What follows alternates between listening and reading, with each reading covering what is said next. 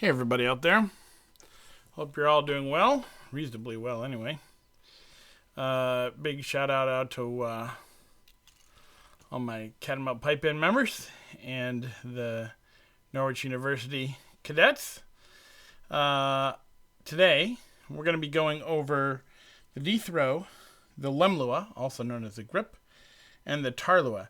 And this was a request by one of my cadets, Joseph Graham.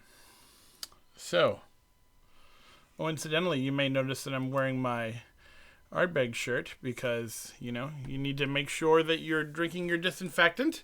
And Ardbeg is my disinfectant of choice. So, be safe regarding that sort of thing, people. Okay, here we go. So, the D throw.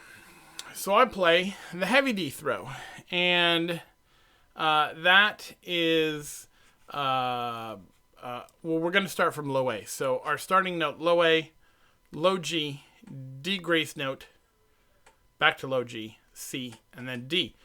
Now, the heavy D throw has two low Gs in it, even though pretty much everyone, except for maybe Jack Lee, writes it with just one low G. This single low G method of playing is called the light D throw. And it's perfectly fine to play, although certainly on the east coast of the U.S. is not as prominent a style. That is done by playing low A, low G, D, C, D. So it omits the second grace note, and the D is a proper D, not a D grace note. But anyway, as I said, I play the heavy D throw. So here it is from low A.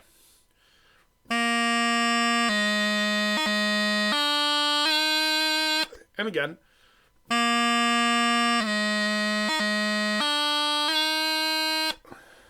So, pretty straightforward. So you want to just make sure that you've got that totally correct, and then start speeding it up. You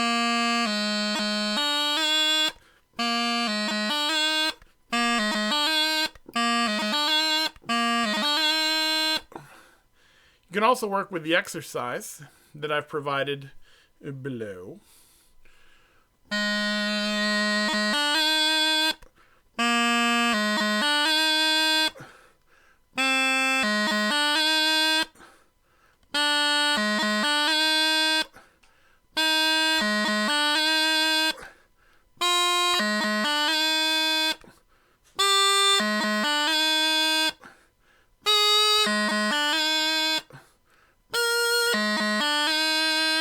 So there we go, the D throw.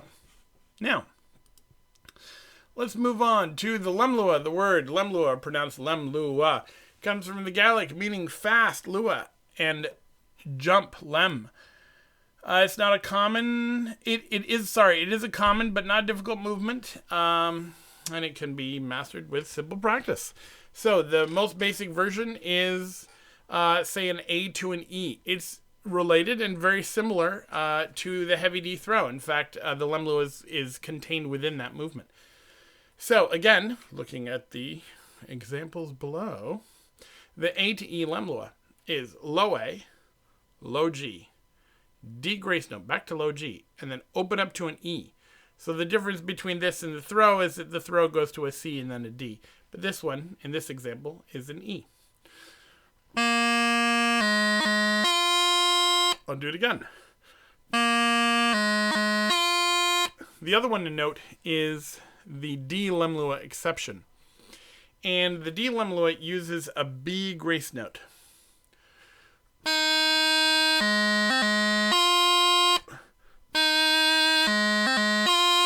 So those are more rare in piping. You'll run into them sometimes in 3/4 marches at Pibroch for sure.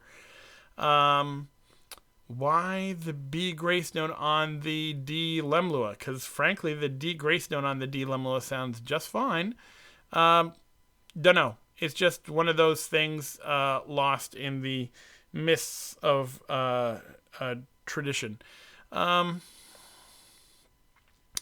people have said that a D grace note on a D Leumluath is redundant, but that doesn't make a lot of sense. I mean, there's really not much thinking there. I don't know. Some things I just don't question and I just go for it. So the D Leumluath, there you go. So here is Exercise 1. A to A in this case. B to B. C. This next one is our exception, using our B grace note. E to E. F. High G. And then finally high A. Exercise 2 is everything to E, which is a common thing that we see.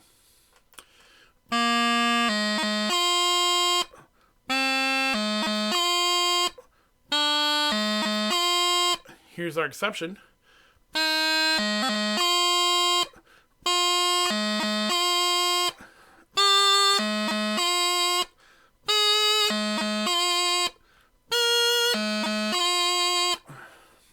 Finally, moving on to the Taorluath. Taorluath is another old Gaelic word. Its definition is unclear. There are several thoughts about it. That, again, lua is fast. Tar might be referring to a triplet or a gathering movement of the hand of, say, a harper, because much of early piping was influenced by harp. No one's really sure. Another one of these things that is lost in the midst and time of Scottish tradition. But we're left with this great movement, the Taorluath. So, the most typical one that we see, the start of like Scott and the Brave and Wings and all these great things, is the 8A Taorluath. So, it's very straightforward. It's essentially a grip, or a Leumluath, with an extra grace note.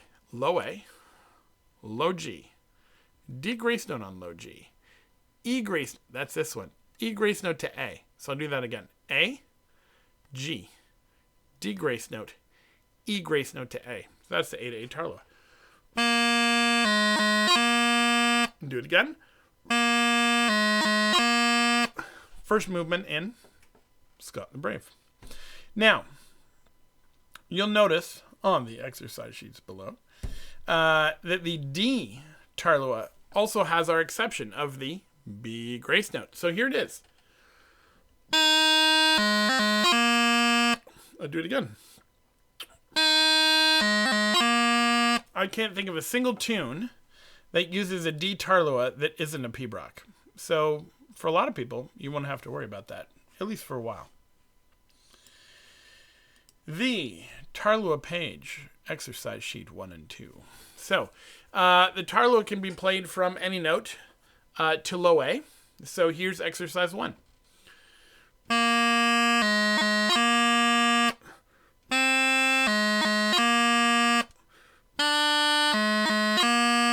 Here's our exception, D, using again the B grace note.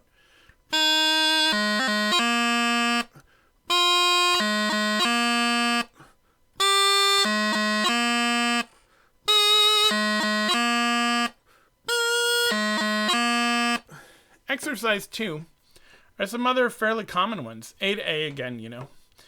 B to B, we run into this in Green Hills, first part of Green Hills.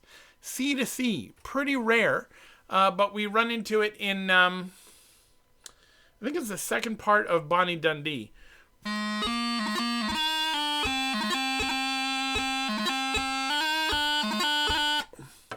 There's a B to B in that one as well. So it's a great little 6/8 march that's good for the practice of these Taorluaths. So here it is. Exercise 2, although for some reason it's labeled 12. I don't know. Maybe I had a little too much Ardbeg when I was writing out this sheet. Anyway, it's A to A, B to B, and C to C.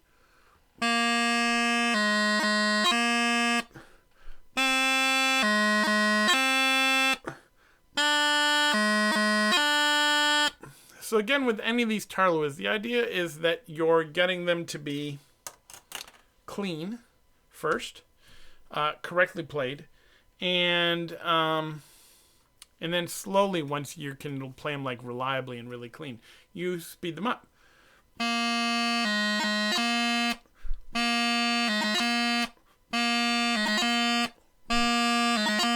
So there you go. The D throw, the Leumluath, the Taorluath. Thanks for the idea to do these, Joseph.